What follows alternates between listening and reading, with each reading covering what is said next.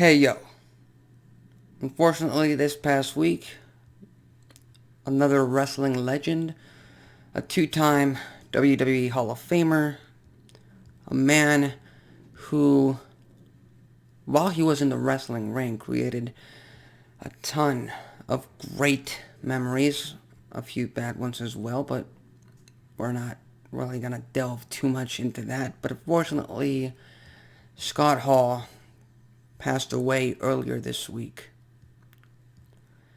And he left the wrestling world with a memorable legacy, to say the least. Usually on this show, in Wrestling Talk, right here on the YouTube channel, we like to talk about and be excited about wrestling and about everything that transpires on a wrestling screen. But unfortunately, in this case, it's hard not to be sad. It's hard not to reminisce about the man that everybody out there knew as Razor Ramon. The man who changed the wrestling landscape as we knew it when he made his first appearance with WCW. And he was a part of the Outsiders and formed the New World Order.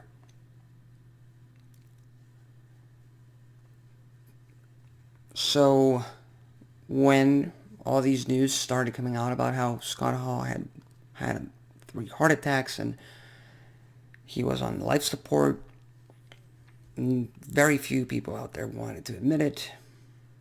And the fact of the matter is, Scott Hall left us. So right here on Wrestling Talk right now, we could talk about all these great moments that Scott Hall left with us, but I'm going to talk about my personal experience with Scott Hall. Now, I never met him at all, but I do recall the very first time I saw him on my TV screen,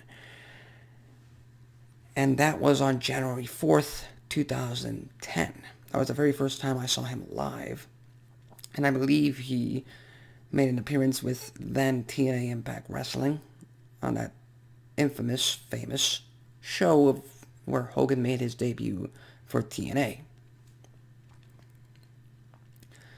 Now, I was excited, first and foremost, to have him appear with TNA because prior to that, I had read up on the NWO, I had read up on the Outsiders, I had watched a few of those clips on YouTube, and I had been all hyped up for another edition of the Monday Night Wars, or at least I was ready for the competition, in this case TNA, to build up to that moment.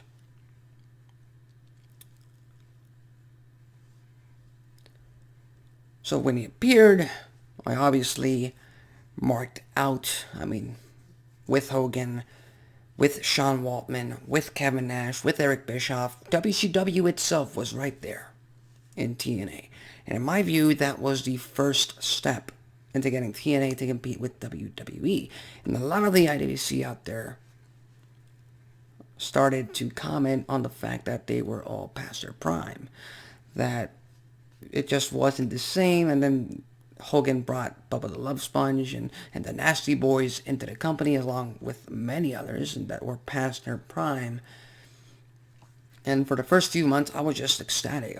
These guys are legends. These guys were a part of the biggest wrestling period of all time. The most exciting wrestling period of all time. So I was completely there. Then I saw these guys wrestle, and unfortunately, that's a fact. They were past their prime. And Scott Hall had demons. Nobody can deny that.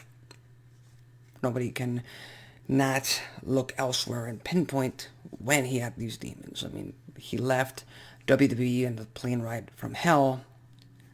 Many regard Scott Hall to be the greatest WWE superstar to never win the WWE Championship at any point in his career. As a matter of fact, many regard him to be one of the greatest to never win a world championship. in a major promotion. He was never WWE champion. He was never WCW or TNA champion. And unfortunately, we have to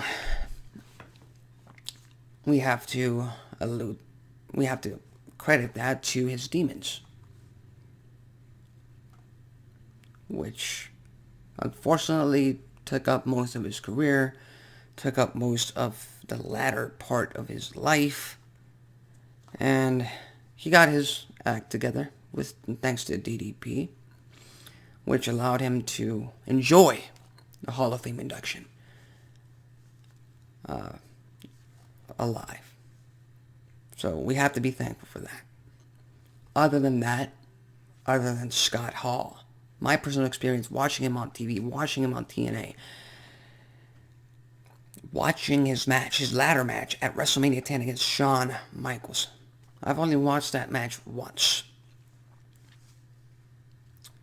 And I can understand why these two men, Shawn Michaels and Scott Hall, made the ladder match a staple of professional wrestling for years and years, for decades after the fact.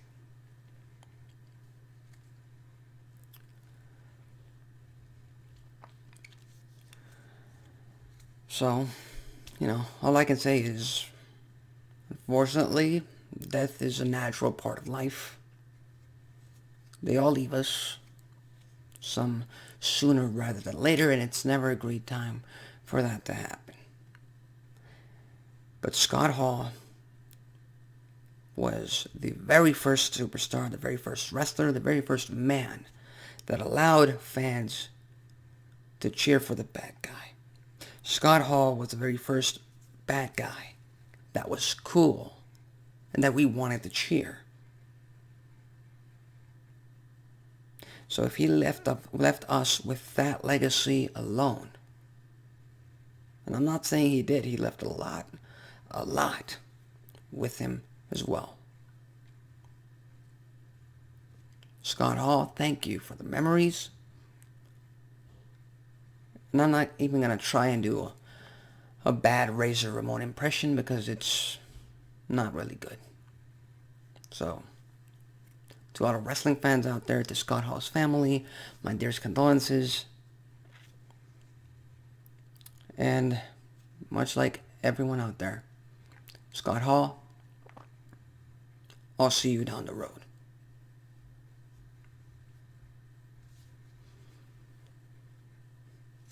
So with that taken care of, it's time for us to try to delve into more inspiring, exciting wrestling stories.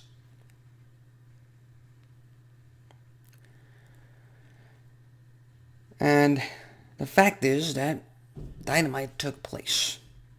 AEW just took place this past Wednesday night, and we have two very big stories to talk about. Number one, Thunder Rosa achieved the goal of a lifetime. Something that I predicted here on this show, that Thunder Rosa was going to become AEW Women's World Champion no matter what. Now, I predicted that that would happen at Revolution, and I was wrong like most of the times. But it did happen this past Wednesday night, pretty much on the 1-year anniversary of St. Patrick's Day Slam, where they had their lights out match last year, and now, this past Wednesday night on Dynamite, these two ladies, Thunder Rosa, Britt Baker, DMD, killed it in that steel cage match, and it was a hell of a main event to end Dynamite on. And if their first match, their first truly legendary, or for lack of a better term, memorable, that's a better term, match in their rivalry was at St. Patrick's Day Slam last year. And this year, it's 1 year after that, it's, a steel cage match. Double or Nothing is still 2 months away, so that's a long way to go. But make no mistake about it, these two ladies should end their rivalry, their feud, their AEW Women's Division iconic defining feud at Double or Nothing in May. It's still 2 months away, so they've got plenty of story to talk about. But it's going to be interesting to see how Britt Baker handles not being champion anymore. It's going to be interesting to see how Britt Baker goes from being DMD champ to being just a challenger, to losing to one of her biggest rivals, to losing to the rival that she did not want to lose to. And Thunder Rosa is the very first Mexican-born AEW Women's World Champion, which is no small feat. Again, all things considered, AEW has been around for 3-4 years now, so you gotta put that in perspective. But other than that, Thunder Rosa has been on fire. Now, she didn't get to the point of being as hot or having as much momentum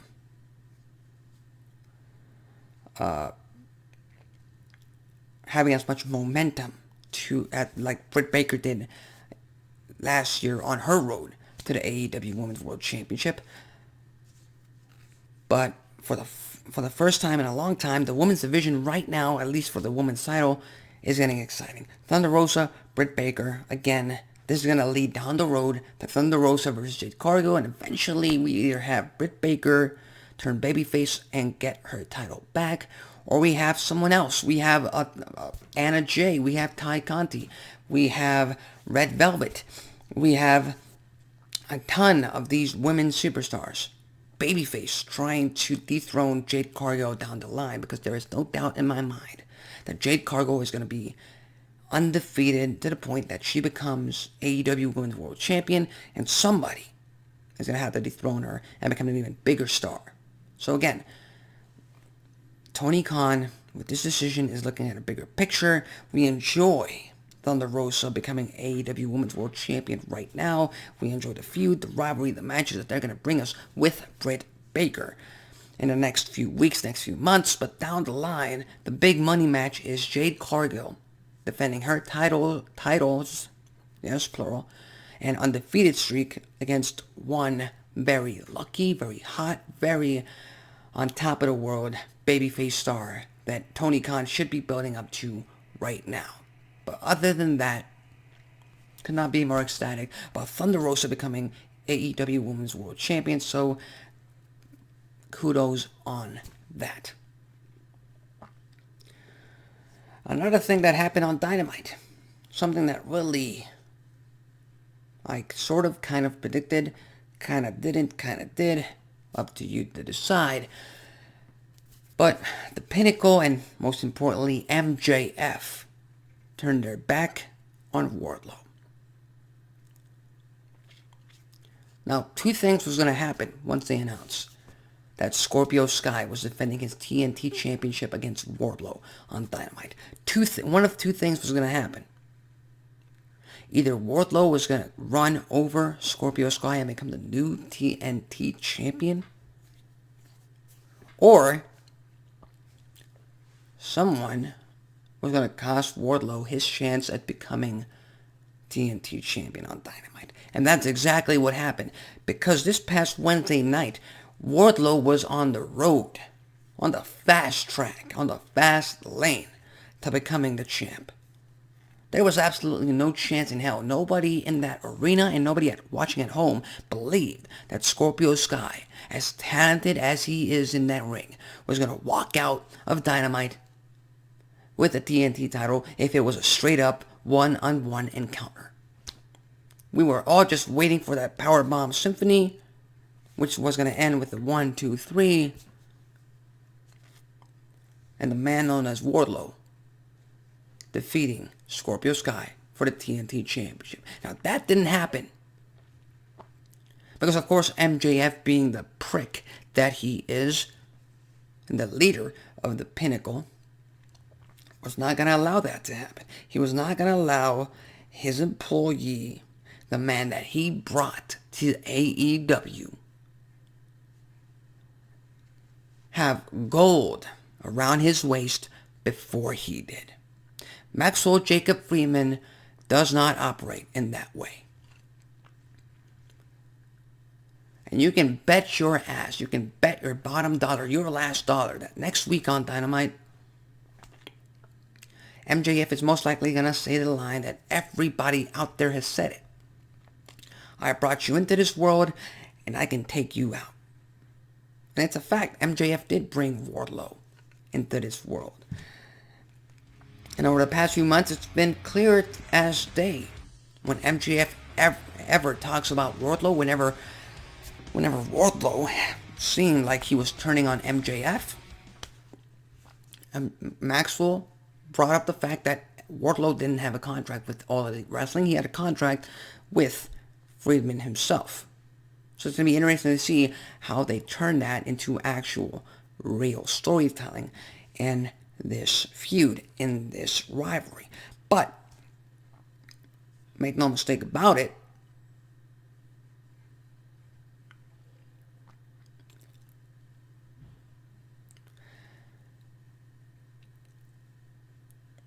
this is a genius move. Like I said it last week.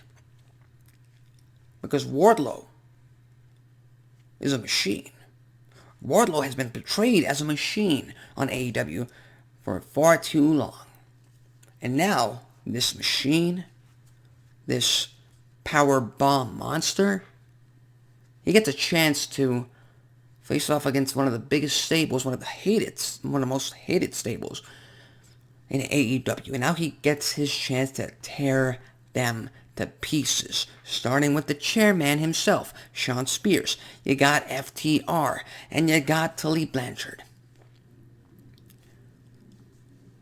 And of course, we're 2 months away, so MJF is not going to face Wardlow head on. Not right now, not yet. No. Speaking of machines, it wouldn't be too bad of an idea for MJF to bring Brian Cage into the fold to act as father and to stop him from getting to him on the road to Double or Nothing, much like MJF had Wardlow do to CM Punk on the road to Revolution. Wrestling, much like life, is a cycle. It all comes around. And now eventually Wardlow will get his hand on MJF and the fans will go crazy for that. But Wrestling 101 dictates you tease them first. Wrestling 101 dictates you make us, the fans, wait for that. We need to want it. We need this to happen. And MJF is the biggest heel in professional wrestling today, so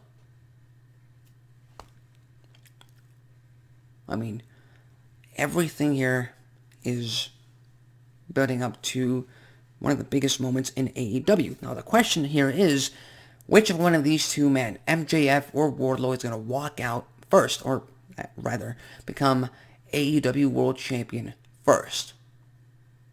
Because I said it here, my plan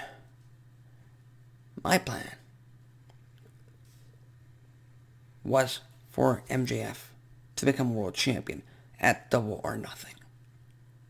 I wanted him to beat CM Punk at Revolution, and that put him very much first in the line to challenge Hangman Page, I believe in Vegas, during May. That didn't happen. Tony Khan had a different idea, and now it seems like we're building to Hangman Adam Page versus Adam Cole in a rematch at Double or Nothing, or maybe somebody else, and we're going to have MJF versus Wardlow at that pay-per-view. But make no mistake about it, one of these two men, Wardlow or MJF, is going to end the year as AEW World Champion. And if you ask me, that still has to be MJF, because if you have MJF be the baddest, the most hated, the most revolting heel champion out there, and then you have a returning Omega be a babyface against that, Kenny Omega versus MJF for the AEW World Championship, that's going to light the company up on fire. It's going to stick a rocket straight to that company, straight for entertainment, and that's something I can't wait. But Wardlow, we'll see what happens with that man in the coming weeks, in the coming months, and I could not be more excited for for what's going to happen there. But what do you think? Who do you think walks out first as AEW World Champion? MJF or Wardlow? Who do you think? What do you think is going to happen with this feud in the next coming weeks? Leave your thoughts, comments, and predictions in the comment section below. And we've got to talk about WrestleMania. WrestleMania is what? 2 weeks away from the most stupendous 2-night spectacle in sports entertainment today. And the IWC out there is really, really complaining and, well, giving their thoughts on the matter that we have a bunch of celebrities getting matches on WrestleMania, on the biggest show of them all. These three celebrities have matches that other superstars that have worked their ass off don't yet have. Of course, I'm talking about the fact that Pat McAfee is going to face off against Austin Theory at WrestleMania. We have Logan Paul tagging with The Miz against the Mysterios at WrestleMania.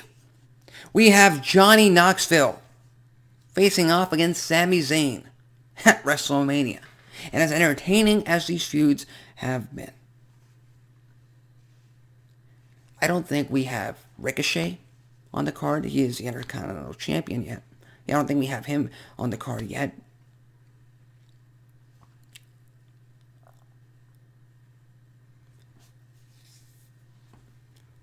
We don't have Seth Rollins on the card yet, but we're going to talk about that in a few more minutes.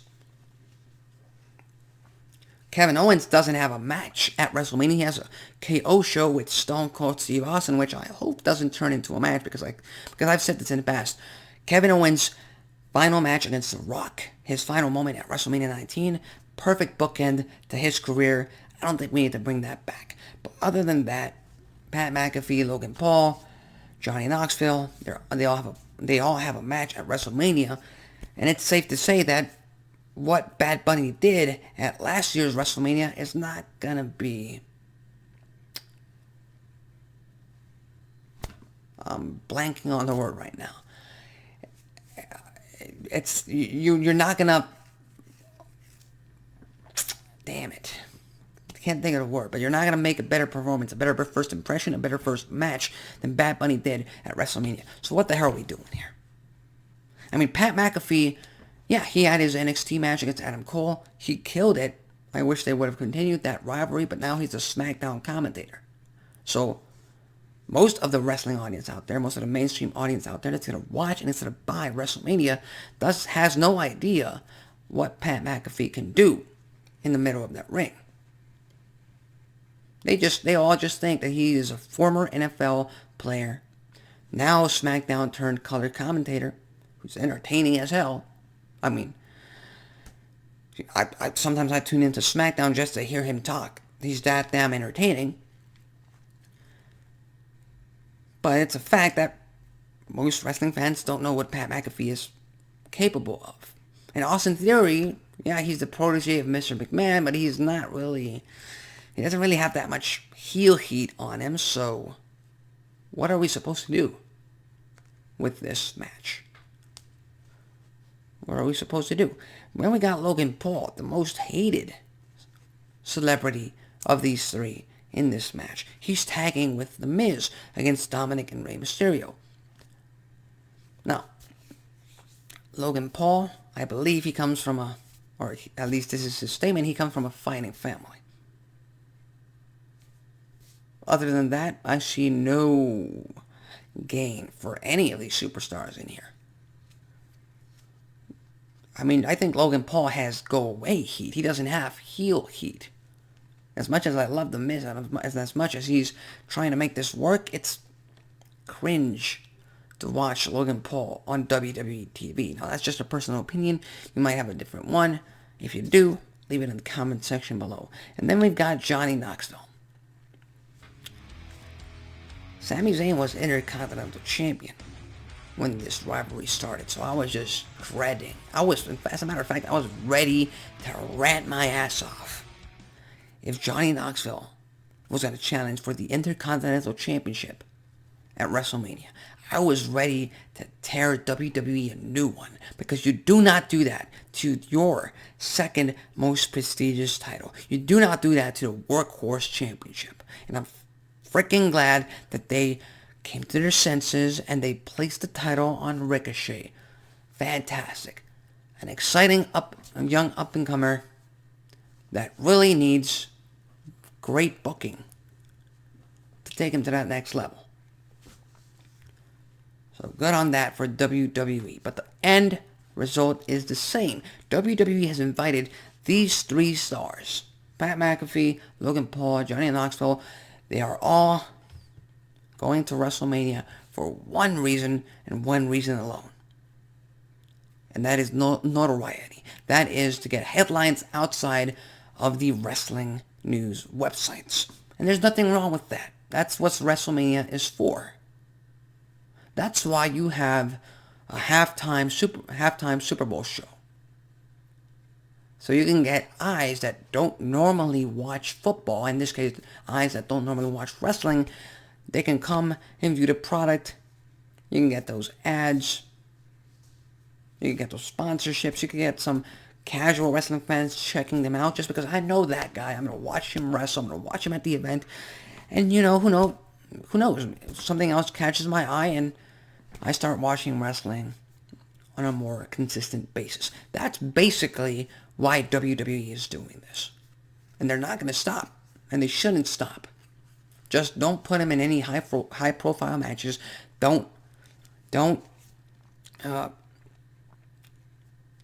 put your championships or your big main eventers or your big main event spots in any type of danger, of credibility, of losing credibility by inserting these type of celebrities in these kinds of matches. Other than that, I have no problem whatsoever with these guys coming into WrestleMania, because this has happened ever since the beginning. Ever since the very first WrestleMania main event. You had Mr. T, and you had Muhammad Ali, and you had Cyndi Lauper. You had all these stars outside of the wrestling world come in and bring that mainstream notoriety to your event. So other than that, I'm good. But what do you think? Do you think these stars deserve to have matches at WrestleMania? Do you think that it's unfair to some or most of the stars who aren't going to be on this card, or aren't going to be a main part of this card, rather, that have worked their ass off year in, year out to be a part of the grandest show of them all? Leave your thoughts, comments, and predictions in the comment section below. And speaking of WrestleMania, it's hilarious to see a lot of the wrestling news journalists out there talking about how they're at this point, they're just tuning into Monday Night Raw to see if one guy makes his return to WWE. And I saw this on Monday. With all the terrible news about us losing Scott Hall, but every single wrestling journalist out there was, every single 30 minutes, every single hour, still no Cody Rhodes. He hasn't made his return. He hasn't made his debut. He's still not a part of WWE television. Not yet. But, reports are going around that he is an active part of the WrestleMania card. He is penciled in to face off against Seth frickin' Rollins at WrestleMania. Which, once they confirm that match, once Cody Rhodes makes his debut, makes his return to WWE, and they confirm that he's going to face Seth Rollins at WrestleMania 38 in Dallas, that's going to be a banger of a match. That's going to be a hell of a way to bring Cody Rhodes back into the limelight, back into the number one professional wrestling company in the world after his, 7 year stint outside of WWE since he got fired.